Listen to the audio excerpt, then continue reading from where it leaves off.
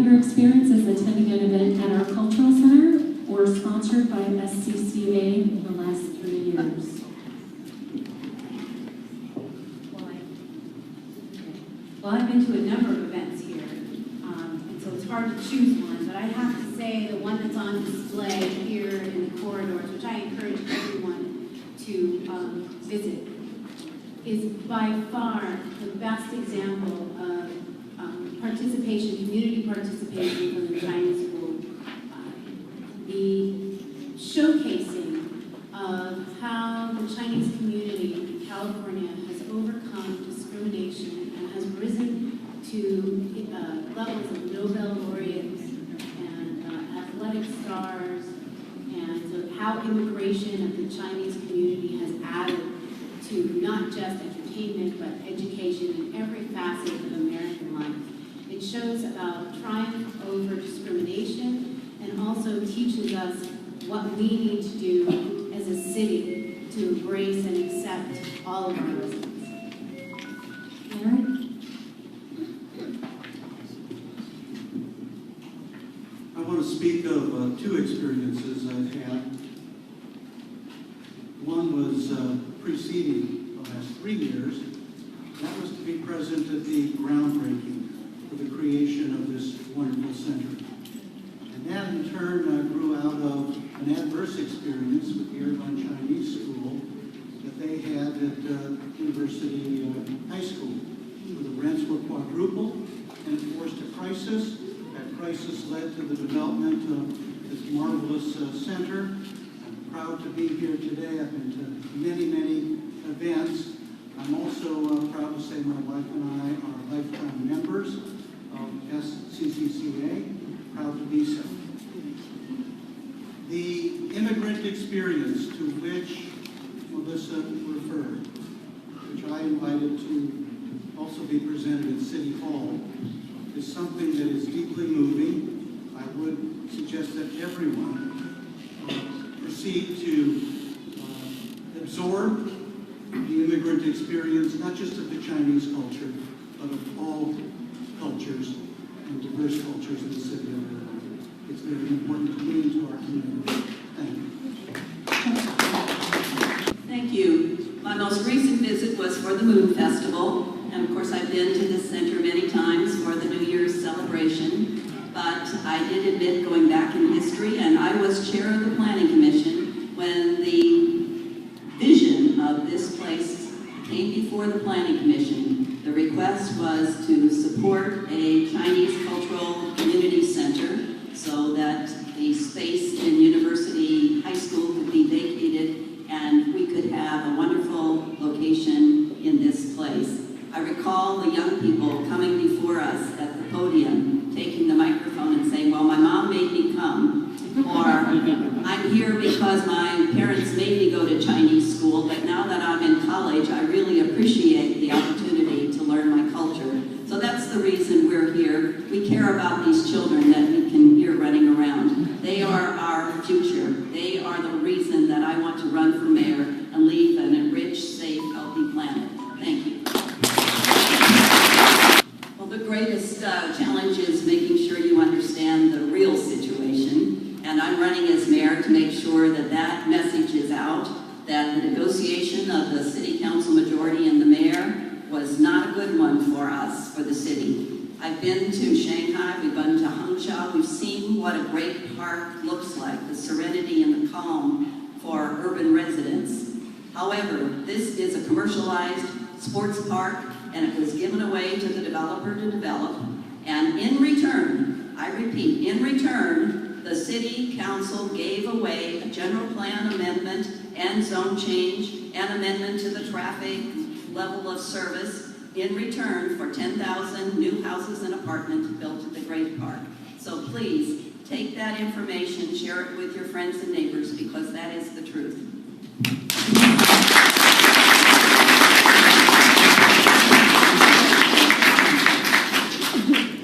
We talked about not getting enough of this past 10,000 home entitlement. We really need to make sure we get a lot more, because they're going to come back for another 10,000. And you need strong pro-resident representatives on the council to prevent privatization of the land programs at the Great Park. We need to fulfill the promise and vision of the Great Park as a great public park that provides outstanding recreational and cultural opportunities to the community. And then rather than tax the residents for new schools and infrastructure, we need to demand that the developer put that money forward into the community before they build. And regarding the planning of the park, we talk about the box that's being put in by the developer. It's being put in without access, with no roads and with no parking. Right now, it was approved. So what we need to do is make sure that we have access by the community so that it doesn't end up as just a fancy backyard for the new homes that are being built. We're going to start exactly with question number 3, going in line with number 2. Irvine is one of the fastest growing cities in America. What do you see as being the challenges from this growth? Thank you. The fastest growing city is definitely the biggest challenge we have, as I pointed out. We have overcrowded classrooms. You heard this from the school board members. And we know that Stonegate parents who thought they were going to Stonegate Elementary are now being bused to Portola Springs.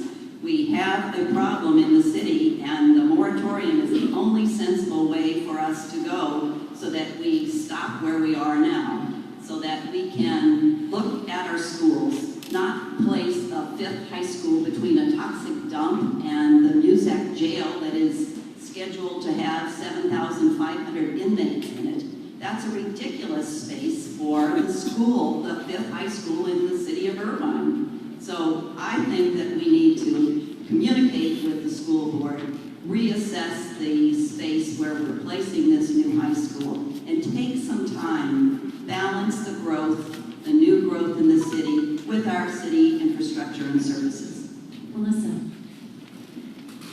What a great question. I think this is the biggest challenge the city faces today. And it is certainly a split in the vision between the council candidates. My vision includes infrastructure that is not just roads, but infrastructure that includes the ice shuttle and alternative transportation, biking and walkways, pedestrian access, ways other than just adding more roads and more cars and more congestion. It's true that we have failed to pay our officers competitively. We've lost 8 officers this year, highly trained officers that we invest in. We have fallen 8 places on the money's list of best places to live in just 2 years, and the reason was traffic. The council talks about it's been a long time coming, but let me tell you, they can put things in place and should have put things in place already. And the first thing that I will do is work with my colleagues to put in place a moratorium to take stock about what we can do about this traffic. Stop issuing residential building permits for a period of time so that we can, 45 to 90 days, so that we can figure out how we can fix the problems that this growth is causing. The people of Irvine face a real choice in this election, a choice between a fast growth, pro-developer council or a slow growth, pro-resident council. If we manage to have a pro-resident, slower growth majority in place, the first thing we will do is to institute a 45 to 90-day moratorium, a timeout on the issuance of residential building permits. We will hold 3 to 6 community meetings from one end of the city to the other to hear from the residents about the planning of the city and what they want the future of our city to be. This is a time for local democracy. This is a time for local participation. This is a time to face the challenge of growth and development head-on with leaders who are prepared to chart a program and take us to a better future. Thank you. What is your view on friendship cities, and would you support exploring a friendship city with mainland China? Thank you. I've been involved with Sister City in Irvine for the last 25 years, and as you know, we are friendship and sister cities with Taiyuan, Taiwan, Tsukuba, Japan, and Hermosillo, Mexico. And we have successfully had the hand of friendship given to us and returned. But when the Friendship City request to the mayor and the city council was made for Baoji, China. The mayor called the Chinese terrorist and insisted that we would not have a friendship city, Baoji, China, because of that. When he was asked to have a sister city or friendship city with Karachi, Pakistan, he called them terrorists, Taliban, and Al-Qaeda. This is a disrespectful way to treat our neighbors in this world. And I think that the mayor of Irvine needs to be replaced. Thank you. We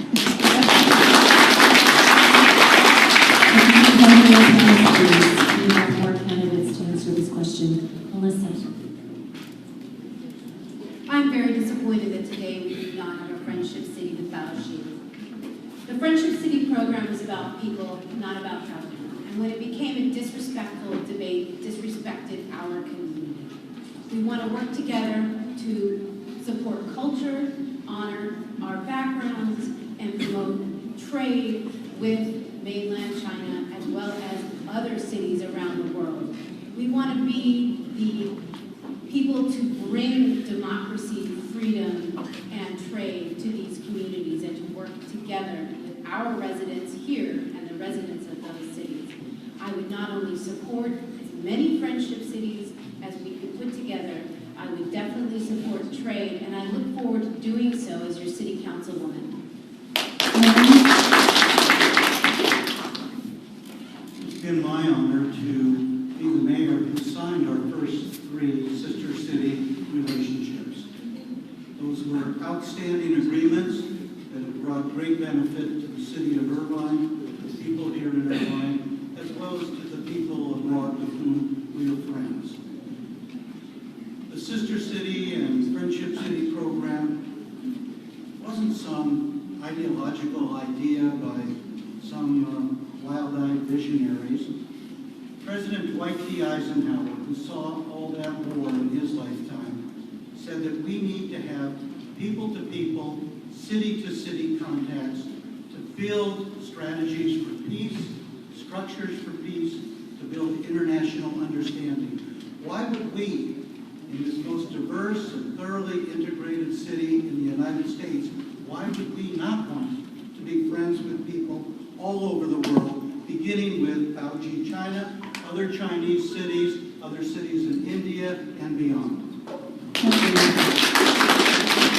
What would you do to actively engage the Irvine Chinese community to determine and represent our interests and issues? Thank you. The outreach to the Chinese American community includes all the quality of life issues. I've met so many people with issues around public safety, around open space. We have hikers in our open space. We have representatives talking to us about alternative transportation, always requesting additional bike trails and ways in which we can improve our bike trails. Alternative energy, we have physicians speaking to us about healthy communities, ways in which we could change planning issues that result in the health of the community. We have Chinese American people talking to us about recreation, about youth, about seniors, about culture and religious facilities. We have Chinese American people asking us to zone more property for churches or our temples, our meeting places. I think that's what makes the community, and we make the city a better place if we protect the community qualities that our residents expect and cherish. Melissa? Thank you. Another great question. On the lighter side, since I've been a community services commissioner, I've done food tours. I think it's a terrific idea. We'll continue it on the council and introduce people to Taiwanese cuisine, dim sum, and Szechuan and Hong Kong cuisine. On a more serious note, I've also instituted panels of women, guiding women into roles of leadership. I would like to expand that to the Chinese community. And I thank the Orange Club for getting out the registration movement only since April. What a fabulous job they've done, how much more we can do in the future. And when I do my leadership panels, the first lesson that I talk about is job number 1 is just showing up. So thank you for showing up today. And I'll tell you that on your council, I will continue to show up, not just in that role, but here in the community. And I look forward to many more New Year's, food festivals, forums, case events, and everything else I'll get an opportunity to attend. Irvine?